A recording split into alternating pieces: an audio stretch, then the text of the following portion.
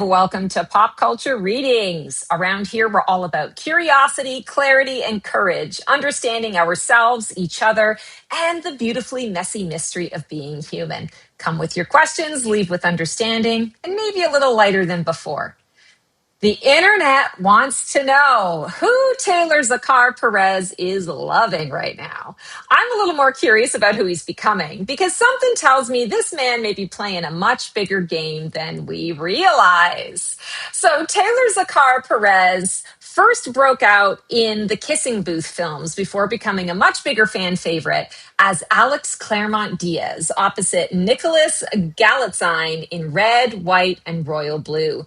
The movie became a major Prime Video hit, and Taylor is returning in the upcoming sequel, Red, White, and Royal Wedding, which finished filming earlier this year. And by the way, this is a fan favorite request. So I just want to say thank you to my viewer for asking me to check in on this really cool cat.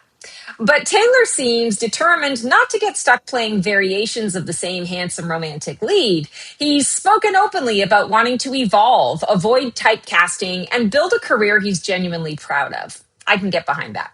He's also beginning to move behind the camera and develop projects of his own, suggesting his next chapter could involve much more than acting. Then there's his love life. Taylor has historically been extremely private about his relationships. Kind of like Zendaya, we've been exploring a lot of that too. Years of internet speculation have tried to connect him romantically to different people, including claims that he has a secret husband. But I haven't found reliable public confirmation from Taylor that he's married. So we're not asking the cards to identify or verify a secret spouse. What we're asking is something much more interesting. What's happening in Taylor's love energy, and where is this man actually headed? So let's get to the tea. Taylor publicly defended Nicholas Galitzine against invasive interview questions regarding his real-life sexuality, earning praise from fans for advocating for his co-star's privacy. And then there are these kissing booth rumors. Earlier in his breakout era, following the Kissing Booth 2, he had to repeatedly shut down persistent fan speculation and gossip that he was romantically dating co-star Joey King, clarifying they were strictly close friends. So what's going on in Taylor's love life, and what does he really want from a partner? I'm going to give away my Forever 30 age here, people, and say inquiring minds want to know. So maybe a few of you will recognize where that comes from. So let's pull a card here and see. Oh, interesting. Four of Cups. What's really going on in his love life? This is kind of an interesting card to get. It's a card of delay. It's a card of despondency. It's also a card of integration. And I would say to you right now, what's going on in Taylor's love life is there's a lot of shakeup. There's a lot of things not going the way he originally thought they were going. I feel not so much heartbreak as much as confusion. I'm not necessarily feeling confident about the direction that his love life is going. I will say to you, I do feel that he is currently involved with someone, but I am seeing that there may be a third party kind of getting in the mix there. And the way I would describe this is it feels like maybe the partner that he is with is also exploring something with somebody else, and that there's a little bit of confusion as to what their future holds, what that path really looks like. When we talk about this card in terms of integration, I feel like Taylor is really in the process of integrating what it is that he's really seeking out in a partnership relationship. I will, for the record, say that I feel that he tends to be more of an individual who likes to be monogamous, likes to be in a relationship that he can count on. I feel that he is a loving, doting partner and really enjoys showering his person with love and affection and, really likes to be connected. And when he is with someone that maybe isn't quite ready for that level of commitment, Taylor kind of has to, pull away, as we all do, to make sure that our heart doesn't get hurt. Sometimes we can lean in really far because that's how we're feeling. the heart wants what the heart wants. We can't tell ourselves, don't fall in love with who you want to fall in love with. That's kind of the risk that we take when we fall in love.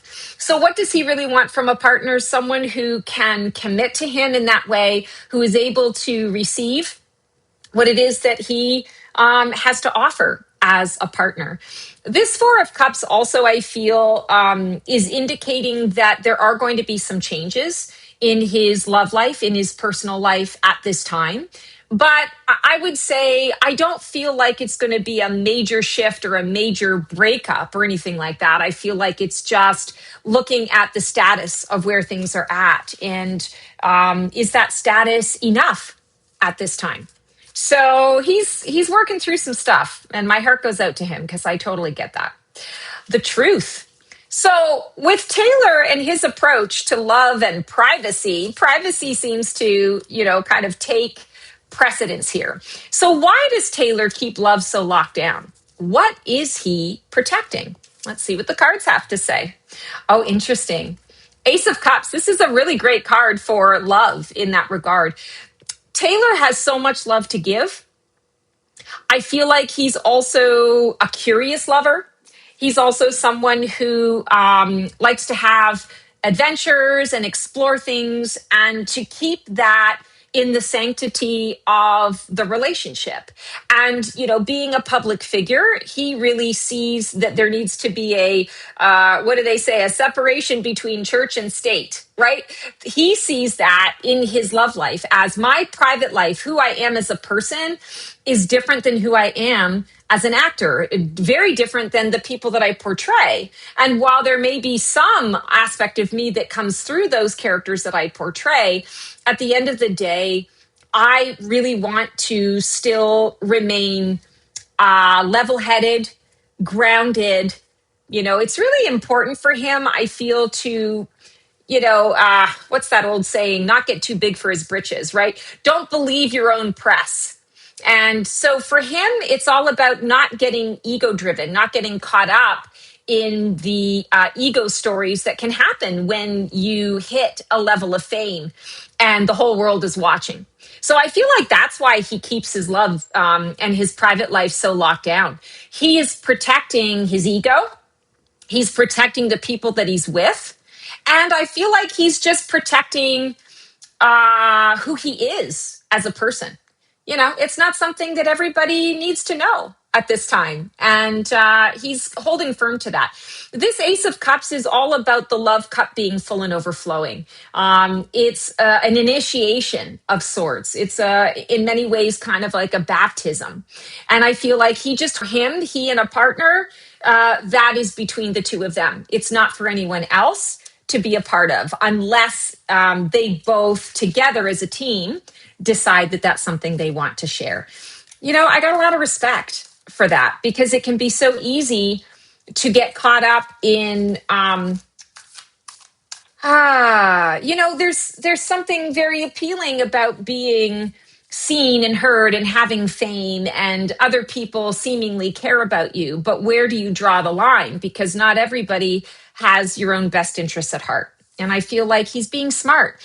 Sometimes these romantic Hollywood relationships cannot stand the test of time because of the fame, because of the intrusive nature of fans and social media and publicity and all of that. So respect to Taylor, respect. Time for our mirror work.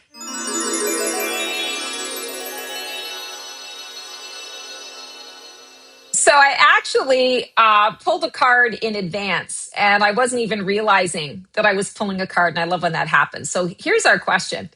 Why are we so enamored with other people's relationships? Are we not happy with our own?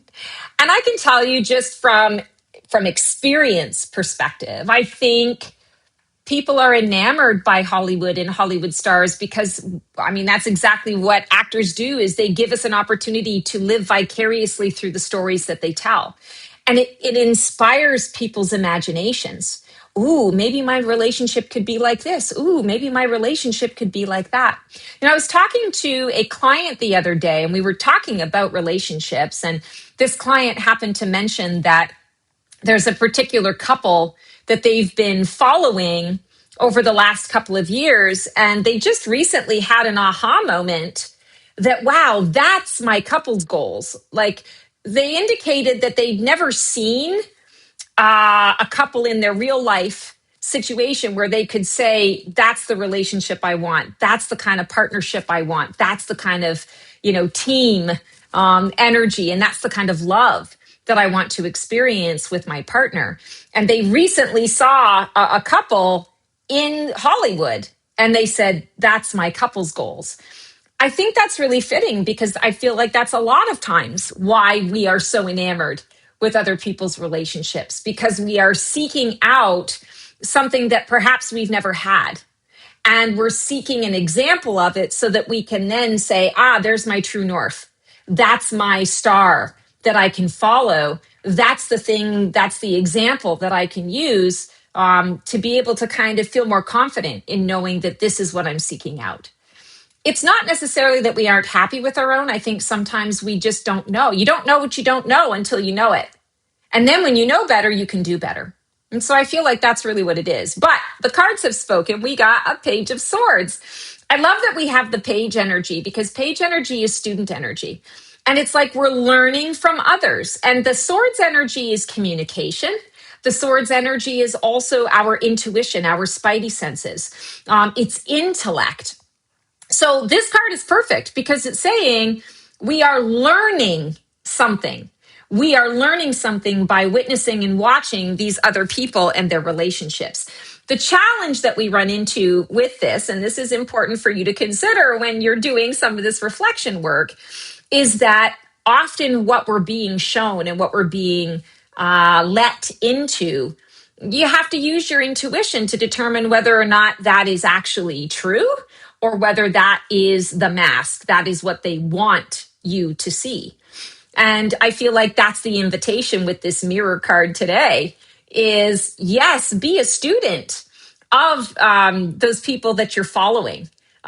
Learn from them, but use your intuition, use your spidey senses to determine whether what they're sharing with you is truth, whether it's authentic, or whether it is the mask they want you to wear. Because anybody who is, sort of presenting the mask or presenting an absolutely perfect relationship or a perfect dynamic, I want to say they're not really being truthful, because that just isn't realistic.